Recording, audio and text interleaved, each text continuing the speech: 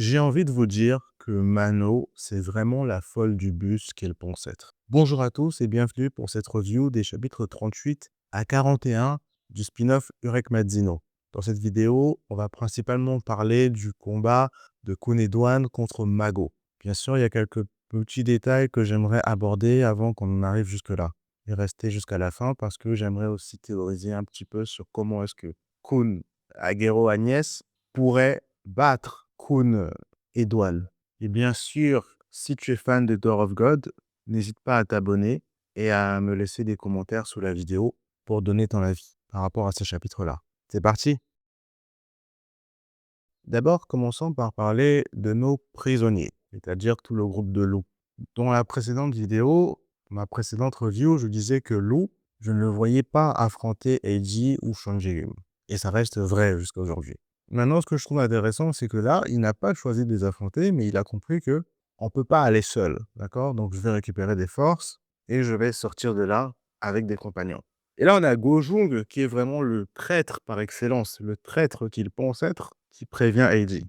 Eiji, qui ne fait que confirmer encore plus ma théorie comme quoi elle va survivre à cet arc et rejoindre Wolai Song. Elle ne fait rien, elle dit ok, faites vos trucs et allez-y. Moi, j'en ai ma claque, j'en ai marre. Et là, maintenant, il fallait choisir qui allait partir. J'ai ressenti beaucoup d'excitation lorsqu'on nous a montré finalement Macheni avec Asensio. Et surtout Macheni. Donc là, dans ces chapitres-là, Macheni et Lou ont surtout joué un rôle de taxi. C'est-à-dire que tu vas aller là, je t'emmène, tu vas aller là, je t'emmène. J'ai aussi beaucoup apprécié ces moments-là. Ensuite, on a eu la mêlée générale, qui s'est arrêtée très rapidement à l'arrivée de Kun et Douane. Et là, vous vous rendez compte que tout le monde, toi, tu te rends compte que tout le monde s'arrête, mais Mano, elle en a vraiment, elle est ailleurs en fait, elle est ailleurs, elle en a pas grand-chose à faire. Donc avec son mélange d'orgueil, de non-connaissance, parce qu'elle n'a aucune idée de qui est la personne en face. C'est Kun et Douane, un chef de famille. Elle ne l'a jamais vu, sans doute, même pas sans doute, elle ne l'a jamais vu. Mais il faut comprendre que quand ton ami, qui déjà n'est pas très sain d'esprit, devient tout à coup raisonnable et la personne la plus calme de la pièce, il faut comprendre qu'il y a un problème et commencer à t'agenouiller. Même chose lorsqu'elle a eu, dans le chapitre 38, lorsqu'elle a rencontré Masino, on te dit arrête. Non, mais elle veut pas arrêter, elle continue. Donc, elle cherchait la mort, cette fille. Elle l'a cherché, la mort. Et là, c'est fini. On connaît même pas son histoire, on connaît même pas son passé, on connaît rien. Ça m'a fait un petit peu rire. Pourquoi est-ce que c'est un ange? Elle est partie. Il suffisait juste de t'agenouiller. Et là, tant qu'on parle d'agenouiller, il y a vraiment princesse de Zahad et princesse de Zahad. Comme il y a rancœur et rancœur. Regardez un petit peu comment tout le monde est à genoux. Ma chérie, elle a juste un genou à terre. Elle ne fait pas la même position que les autres. Je me suis dit d'abord, peut-être parce que c'est une princesse de Zahad. Quand on regarde la princesse de Zahad du début, elles n'ont pas les mêmes positions.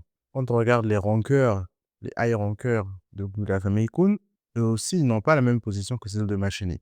Donc, encore une fois, il y a une question d'ordre qui est encore incompréhensible pour moi pour l'instant. Maintenant que Kun et Douane est parti du côté de Mago, il y a de fortes chances que les gars qui sont restés là commencent à discuter. Tous ces gars qui ont arrêté leur battle royale à l'arrivée de Kun et Douane. Et parlons de Kun et Douane contre Mago. Je dois vous dire que j'ai retenu mon souffle en lisant ces chapitres-là. C'était très intéressant, très intéressant. J'ai été captivé du début jusqu'à la fin. On a Kunedouane qui arrive dans la pièce et qui a vraiment ce syndrome de Vegeta. C'est-à-dire que je sais que je suis supérieur, mais toi, tu es en train de dire que tu peux m'être supérieur. Donc, je vais te laisser devenir supérieur pour te prouver que je suis encore supérieur à toi. Il y a beaucoup de supérieur dans la phrase, mais je pense que vous voyez où je veux en venir.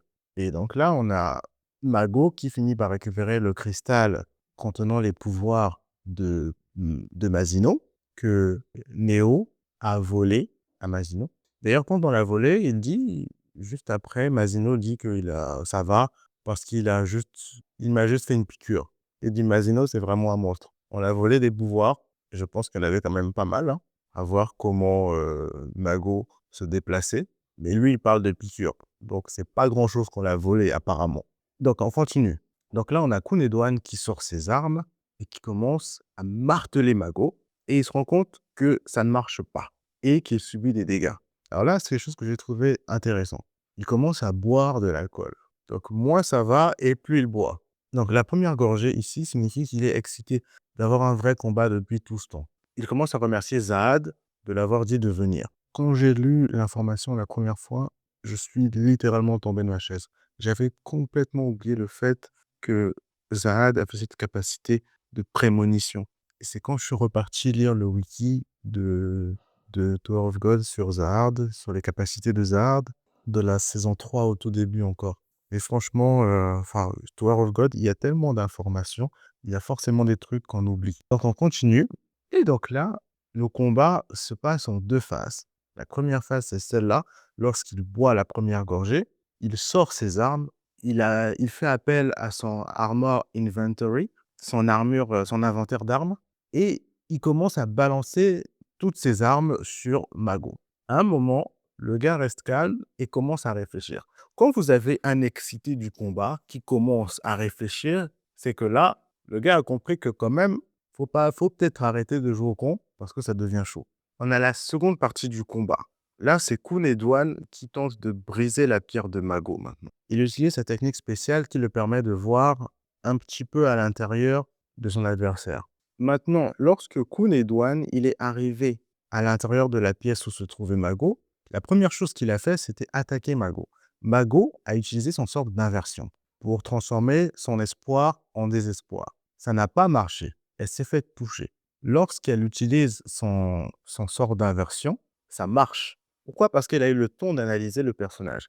Et là, tout à coup, je commence à comprendre un petit peu tous les gestes qu'elle faisait, ou bien tous les gestes qu'elle faisait lorsqu'elle reproduit à l'identique le geste de main que fait Khun et Douane, le fait qu'elle discute avec lui, tout ça, tout est dans l'objectif de comprendre qui est en face qui est ce personnage, qui est ce cinglé. Et force est de constater qu'elle a réussi, puisque son sort d'inversion marche maintenant. Donc, elle sait quel genre de personne elle a en face d'elle. Et une fois qu'elle sait ça, son sort d'inversion commence à marcher, parce qu'elle a compris le personnage. Et là, elle arrive à blesser encore une fois Khun et Douane. On arrive à la deuxième gorgée. Cette deuxième gorgée signifie qu'il ressent la peur de la mort. Donc, dans sa tête, il a commencé à se dire « Ah, il y a moyen que mon histoire, elle s'arrête là. » En tout cas, c'est quelque chose qu'il a traversé dans sa tête. Et il le célèbre. C'est quelque chose qui célèbre maintenant. Plus il boit, plus il devient lucide. Et il a tendance à boire pour célébrer quelque chose. Une fois qu'il finit de boire, il nous sort le marlin géant. Donc le marlin, c'est un poisson qui est capable d'aller à une vitesse de 80 km/h. Pourquoi? Et c'est c'est très fort. C'est très fort ce qui se passe à la fin de ce combat, à la fin du chapitre. C'est que ces deux sont à une distance assez proche. Ils sont très proches en termes de distance. Mago a analysé le personnage. Elle sait que son sort d'inversion va marcher sur lui. Elle n'a plus besoin de s'inquiéter parce qu'elle connaît le personnage. Et elle a raison. Ce qu'elle n'avait juste pas prévu, c'est que ce type possède une arme qui n'a... Son arme, en fait, a sa propre volonté. Donc, dès que c'est un pouvoir de dingue. Ce que là où je suis en train d'arriver, c'est que son arme, donc dès qu'il sort, son arme veut attaquer. Avant avant qu'il lance l'attaque lui-même, son arme décide d'attaquer elle-même.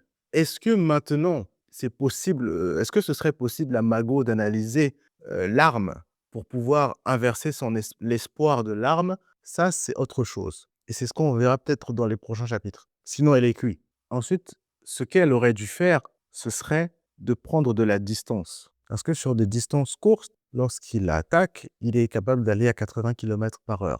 Donc, ce qu'on sait, c'est qu'il est capable d'aller très vite. Là, ce qu'elle devrait faire, si elle est en mesure de se lever encore, parce que l'arme, le cristal, la gemme de Masino a été brisée. Donc, en théorie, elle a perdu tous ses pouvoirs. Ce qu'elle aurait dû faire, c'est prendre ses distances. Il faut qu'elle soit le plus éloignée possible de son Marlin géant. Et c'est encore une fois quelque chose qu'elle n'aurait pas pu prévoir. Parce que quand tu te dis que tu as analysé le personnage, tu t'attends pas à ce qu'il sorte une arme qui a sa propre volonté et qui agit par elle-même. C'est un truc de dingue. Et le marlin, c'est l'un des poissons les plus rapides d'ailleurs. Et c'est quand vous vous rendez compte, quand on analyse un petit peu les déplacements du personnage jusqu'à présent, on se rend compte qu'il n'en avait absolument rien à faire de sauver sa fille. Il n'est pas venu pour sauver sa fille, il est venu pour se battre. Et surtout, il est venu parce que Zahad l'a dit, ouais, non, mais va là-bas, il y a un truc bien là-bas. Parce que je pense au chapitre 39 où, lorsque Machini arrive et rencontre les autres Khûn, il dit, mais qu'est-ce que Père est venu faire ici? Non, il est venu pour vous sauver parce qu'il s'inquiétait pour vous. Non, il ne s'inquiétait pour personne. Lui, il est venu pour se battre. Quand il est arrivé, il n'a même pas regardé tous les autres. Il n'a pas regardé Machini.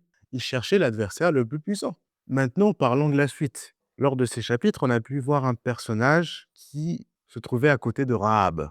Un personnage qui a l'air d'être une fille. Donc, on a potentiellement un troisième joyau dans ce château. Reste à savoir, il y en a combien finalement. Là, on sait qu'on a Masino qui est actuellement en discussion avec Aubryon, qui encore est un autre joyau. Qu'est-ce qu'ils vont se dire? On va le découvrir. Et maintenant, il faut savoir que Kunagero Agnès, il a pour objectif de faire tomber Kunedouane. Le combat, il va être dur. Il va être très dur. Ce combat-là, ce ne sera pas juste un contre un. Il va falloir ruser. Il va falloir être à plusieurs pour faire tomber Kunedouane.